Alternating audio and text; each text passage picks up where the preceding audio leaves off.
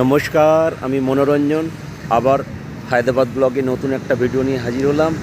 নতুন ব্লগে সকলকে স্বাগত জানাই। আমার নতুন ব্লগ হায়দ্রাবাদ অ্যাসেম্বলি, তেলেঙ্গানা। সকালের মনোমুগ্ধকর পরিবেশ, শান্ত গ্রীষ্মের প্রভাতের নরম শুভেচ্ছা সকলকে। আকাশে পেঁজা তুলোর মতো মেঘের আবির্ভাব যেন বারবার প্রভাতে সকলকে হাতছানি দেয় যে সকাল হয়েছে, তোমরা উঠে পড়ো। আর অপোজিটে হুসেন সাগর লেক, লুম্বিনী পার্ক, আর এটা বশিরবাগ ফ্লাইওভার। আর দেখুন, এইটা হায়দ্রাবাদ অ্যাসেম্বলি, যেটা তেলেঙ্গানা সরকার বিগত কয়েক বছর আগে পুরনো সরকার কেসি আর চন্দ্রশেখর রাও এটা বানিয়ে নতুন করে এর রূপ দিয়েছেন। এই সেই অ্যাসেম্বলি, বিধানসভা কেন্দ্র হায়দ্রাবাদ অ্যাসেম্বলি। দেখুন, সিকিউরিটি রয়েছে, দারুণ একটা মনোমুগ্ধকর পরিবেশ। আর তার সাথে সাথে এইরকম একটা ওয়েদার।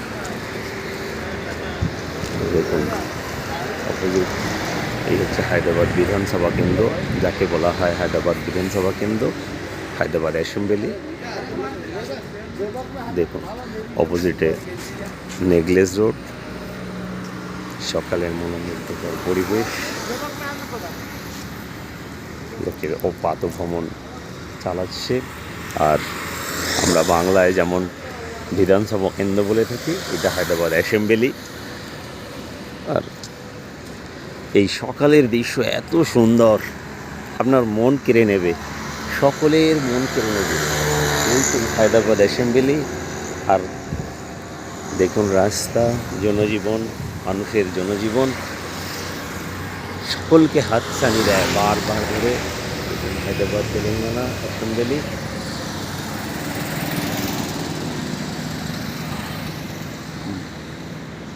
নতুনভাবে আর্ট দিয়ে বানানো এই অ্যাসেম্বলি। কেসি আর চন্দ্রশেখর রাও, পুরনো চিফ মিনিস্টার, তিনি এটা রূপ দিয়েছিলেন। এখন নতুন চিফ মিনিস্টার রেবন্ত রেড্ডি। তো এই সেই হায়দ্রাবাদ অ্যাসেম্বলি আপনাদের মন কেড়ে নেবে। রাতের বেলা ঝলমলিয়ে ওঠে রাতের আলোতে। এখন সকালের শুভেচ্ছা। দেখুন, গাড়ির এসে সকালের এই পরিবেশ, মানুষের ওয়াকিং। একটু পরেই মানুষের সমাগম চালু হয়ে যাবে। আকাশে বাতাসে একটা সুমধুর মাটির গন্ধ, যেন মনে হয় আমরা বাংলার গন্ধ পাই এই প্রভাতের সকালে। হায়দ্রাবাদের জনজীবন খুব সুন্দর। হায়দ্রাবাদের জনজীবন আর বাংলার জনজীবনের সঙ্গে আমাদের প্রচুর মিল থাকে। আমি কর্মসূত্রে হায়দ্রাবাদে থাকি, আর বাংলাতেও আমি বাংলাতেও আমি থাকি। তো দুটোকে একই সাথে খুঁজে পাই আমি। এখানের মানুষের ভালোবাসা, এখানের মানুষের সৌন্দর্য একদম মানুষের মন কেড়ে নেয়। এইদিকে লুম্বিনী পার্ক, হুসেন সাগর লেক, অপোজিটে বি আম্বেদকর স্ট্যাচু, আর এই সেই নেকলেস রোড। দেখুন, হায়দ্রাবাদ মানুষের ফেমাস। দেখুন, স্কেটিং করছে, ছোট বাচ্চা স্কেটিং করছে। দেখুন স্কেটিং করছে।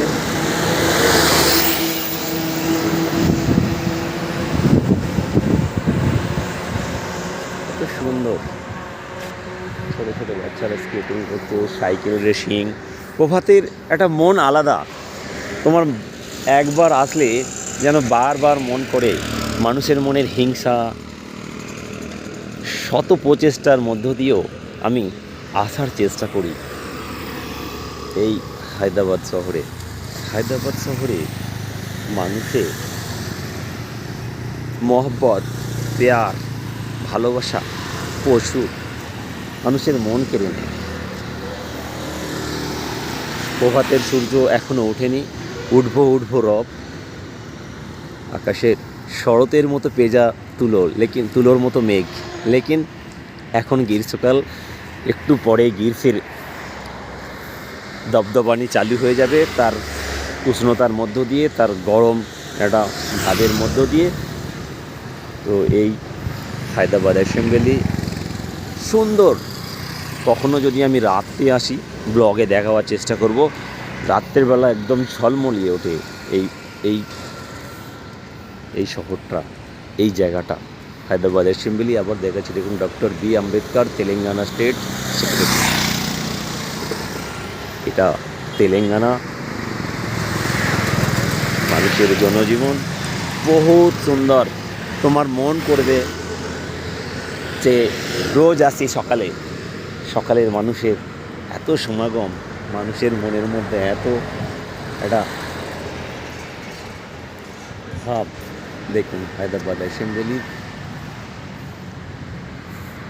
অপোজিটে বিড়লা মন্দির দেখতে পাচ্ছেন। বিড়লা মন্দির চূড়াটা আমি আপনাদেরকে দেখাবার চেষ্টা করব। দেখুন, এই সেই ভিতরে বিড়লা মন্দির। আর এই হায়দ্রাবাদ অ্যাসেম্বলি। আমি মনোরঞ্জন একটা নতুন ব্লগ দেবার চেষ্টা করলাম। যদি ভালো হয়ে থাকে আমার পাশে থেকো, লাইক করো, অতি অবশ্যই কমেন্ট করতে ভুলো না। নতুন ব্লগগুলো কেমন লাগছে অতি অবশ্যই জানাবে। আর ব্লগ করা মানে কোনো গলত কাজ নয়। ব্লগ করা মানে তোমার মনের ভাবটাকে তুমি সকলের সামনে প্রকাশ করো। ব্লগিং মানুষকে তার মনের ভাব প্রকাশ করার জন্যে, লোকের কাছে পৌঁছে দেওয়ার জন্যে অনেকটা সাহায্য করে। মানুষকে তার দুর্বিষহ জীবন থেকে বাঁচাবার চেষ্টা করে। মানুষকে তার ফ্রি মনে মাইন্ডনেস নিয়ে এসে দেয়। সব ব্লগিং অর্থ উপার্জনের জন্য নয়। কিছু কিছু ব্লগিং মানুষের জীবনের অনেক কিছু পরিচয় এনে দিয়ে যায়।